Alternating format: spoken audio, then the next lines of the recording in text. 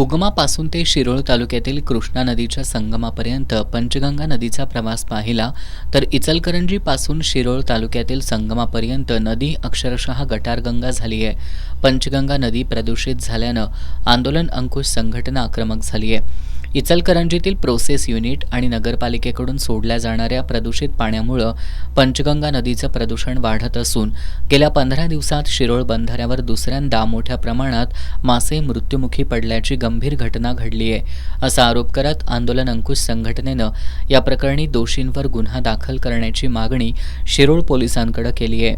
स्टेशनला आम्ही या मृत माशांना जबाबदार असणाऱ्या घटकांच्यावर त्यांचा शोध घेऊन त्यांच्यावर आमची कायदेशीर फिर्याद घ्यावी आणि जबाबदार घटकावर कोर्टामार्फत कारवाई व्हावी या दृष्टीने आम्ही आता पत्र द्यायला PI साहेबांना भेटलेलं आहे। आम्ही तसं आता विनंती त्यांना अर्ज करून केलेला आहे। पोलिसांना आम्ही आणखी एक गोष्ट सांगितलेली आहे की पाटबंधारे खात्याकडे या नदीची मालकी आहे आणि पाटबंधारे खात्याच्या मालकी असणाऱ्या नदीमध्ये हे प्रदूषण करणारे घटक पाणी सोडून या मृत माशांना जबाबदारीत भविष्यामध्ये माणसं मारायला सुद्धा ह्या पाण्यामुळे सुरुवात होणार आहे आणि प्रदूषण मंडळाने ह्या पाटबंधारे विभागाने सुद्धा शिरोळ पोलीस स्टेशनला येऊन ह्या प्रदूषण करणाऱ्या घटकांच्यावर फौजदारी द्यावी अशी आमची या निमित्तानं त्यांच्याकडे सुद्धा मागणी आहे।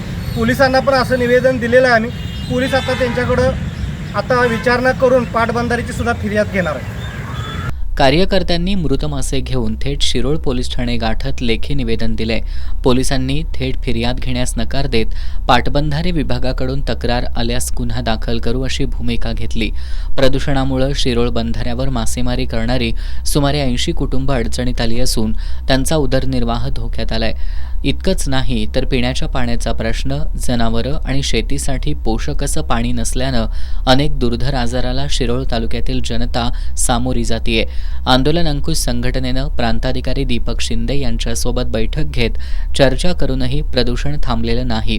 त्यामुळे टाकवडे इचलकरंजीमध्ये असलेल्या काळ्या ओढ्याजवळ आंदोलन अंकुश संघटनेचे धनाजी चुडमुंगे यांच्या आवाहनानुसार तालुक्यातील हजारो लोकांनी एकत्र येऊन आंदोलन केलं।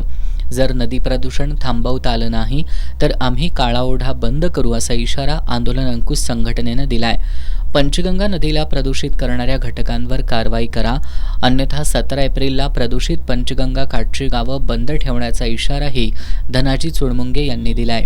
पंचगंगा काठावरच्या सर्व लोकप्रतिनिधी, सदस्य, सरपंच, सभापती या सगळ्यांच्या वतीनं आज आम्ही आमच्या पंचगंगा नदीमध्ये जो काळा ओढा जे प्रदूषित पाणी घेऊन आमच्या पंचगंगा नदीमध्ये मिसळतोय तो बंद करण्याच्या उद्देशानं आज आम्ही आंदोलनाच्या पवित्र्यात तिथं आलेलो असताना शिरोळ तालुक्याचे तहसीलदारांनी आम्हाला प्रांतांनी मिटिंगसाठी बोलवलं आहे म्हणून आता इथं आणलेलं होतं। आता मिटिंगमध्ये सगळी चर्चा झाली आणि अजून 4 दिवस आमच्या प्रांतसाहेबांनी हे सगळं पाणी प्रदूषित पाणी नदीत येणार नाही अशा पद्धतीचं नियोजन करतो म्हणून 4 दिवसाची मुदत मागितलेली, पण आम्ही त्यांना 8 दिवसाची मुदत दिलेली आहे।